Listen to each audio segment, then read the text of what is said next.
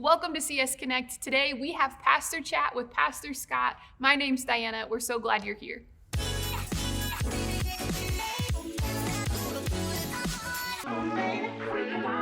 Man, Pastor Scott, it's so good to see you today. Pastor Scott Rogers is one of our dear friends here at Cornerstone. We love having you come. I love learning from your teaching.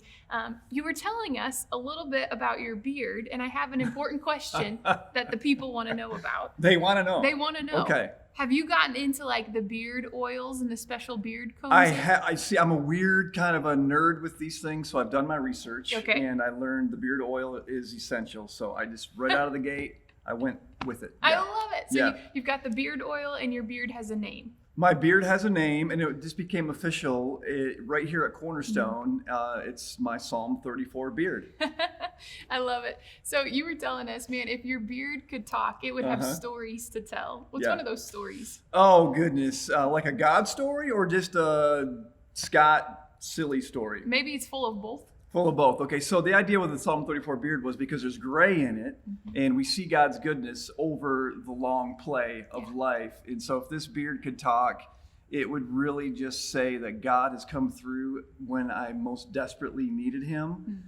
In those moments when you feel like he's left or you've made the mistakes that he can't redeem. Yeah. He has just come through, and we talk about taste and see that the Lord is good in Psalm 34.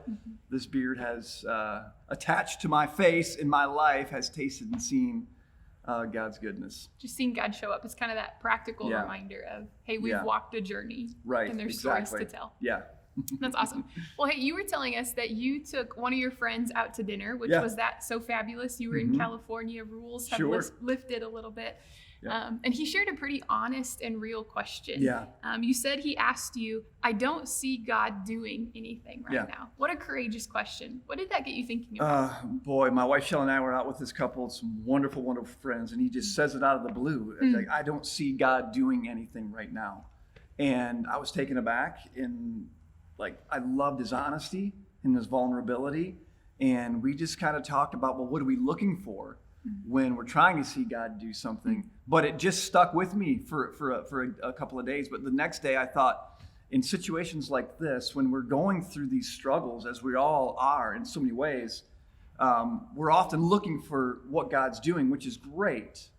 But at the same time, I thought, well, what are God's people doing right now? And so when it's hard to see what God's doing, we do what we know to do, and that is to place our affection on him and to continue to trust him. And so that was a great question that prompted, well, what's my role in this unknown time that we're in? That's so huge, and it's such an encouraging, but kind of like kick in the butt a little bit of those of us who do follow Jesus. What's our life reflecting, and is it reflecting the heart of God to other people? It's so important. Will we do just the simple things we know to do? Yeah. That have When been we clear? talk about a meaningful relationship with God, it's a two-way thing. What's he doing in engaging with us, and what are we doing in response to him? And so, it was just really important to think about, like, what are we doing in this time? And you could almost say this time is a time of that Bible word in the Psalm, affliction. It's a time of it's hard. It's just hard It or is hard. challenging or difficult, frustrating.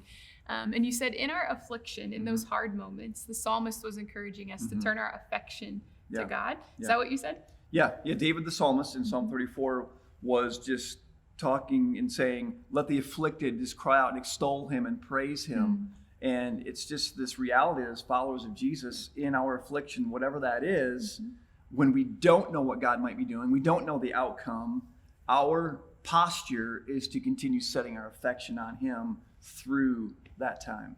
What does that look like for you? How do you practically set your affection on God? This might sound like I'm making it up, but it's entirely true. Okay. Just a few days ago, I got in our car and was driving around our community, and I turned on some worship music, and I was just worshiping, and I was praying, and just driving through areas of our community, praying things and thanking God for what he has done in my life in the past, what he's done in our family's life.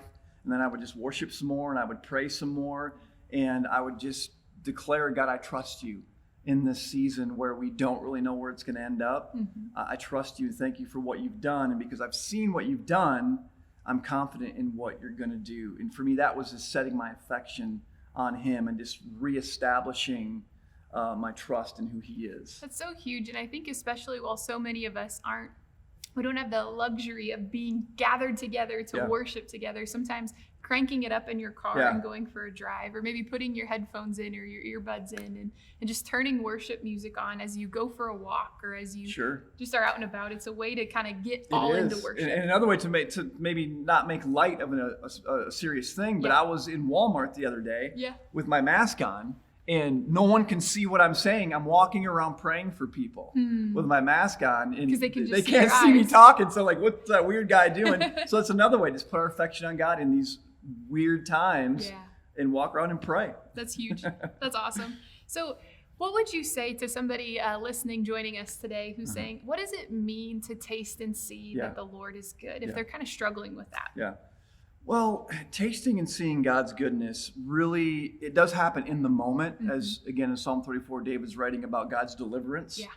But I think a lot of what David means is as he looks over his lifetime, he has seen God's faithfulness. And so often, again, as in the season that we're in, we're like, what is God doing? Where's this going to end?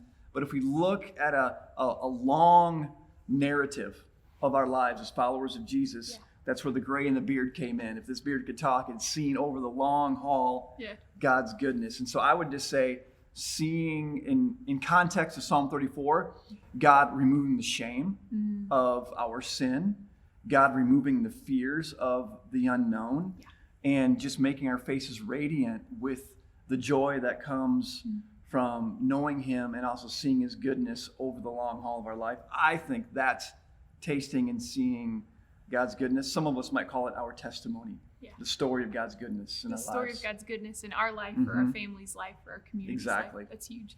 Well, hey, thanks for being a part of this today. I hope maybe something here encouraged you or inspired you. And if you're wondering what could you do with this today, what if you just started jotting down, what's my story? What are some ways that I've watched God work in my past? What are some ways I've watched God work in my family? And just remember that and let that be fuel for your faith to say, you know what? I don't know how God's going to come through today, but he will in the future, and I choose to trust him. Thanks so much for being with us, Pastor Scott. We'll see you guys next time.